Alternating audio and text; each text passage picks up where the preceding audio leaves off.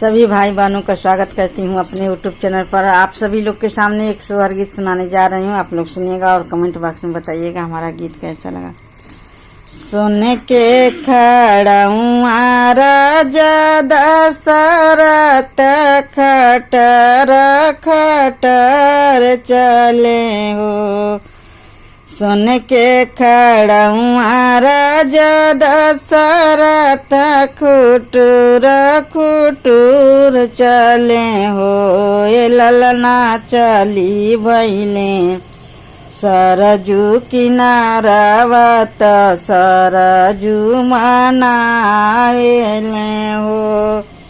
हे ललना चली भैले सरजू किनारावत सरजू मनावेले हो। सरजू देई दाना आपन आशीषिया पुत्र हो मुहा देख लेती हो। सरजू देई दाना अपनी आशीषिया पुत्र का मुहा देख लेती हो। जाऊ जाहू ए राजा घर जाहू आवा रूमालिया जाऊ हो। राजा तोरी रनिया बेदना बेआकुल महलिया उठे सोहर हो। जाऊ जाऊ ए राजा घर जाऊ आवा रूमालिया जाऊ हो। राजा तोरी रनिया बेदना बेआकुल महलिया उठे सोहर हो। सरजू तीनों रनिया हाई मोर बझनिया पुत्र का मुख कैसे देखब हो। ये सरजू तीनों रनिया हाई मोर बझनिया कैसे का पुत्र देखब हो। माना हुए राजा मानव बचनिया हमारी सच माना हो। राजा तो हरी रानिया वेदना व्याकुल महलिया उठे सोहर हो।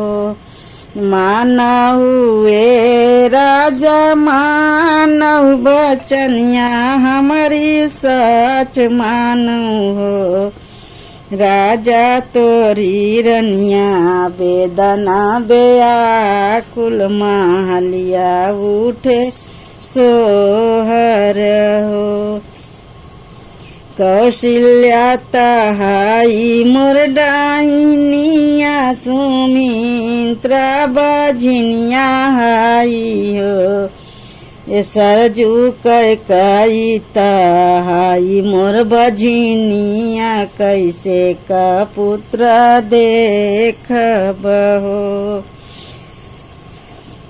कौशल्या तहाई मोर डाइनिया सुमित्रा बझनिया हाई हे। सरजू कई तहाई मोर बझनिया कैसे का पुत्र देखब हो।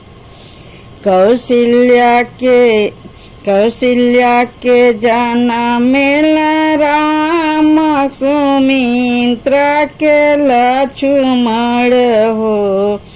कौशल्या के राजा रामा होई है सुमित्रा के लक्ष्मण हो। ललना कई के भरत भुआल तीनों हो जग बराबर होइए हो। ललना कई के भरत भुआल तीनों हो जग बराबर होइए हो।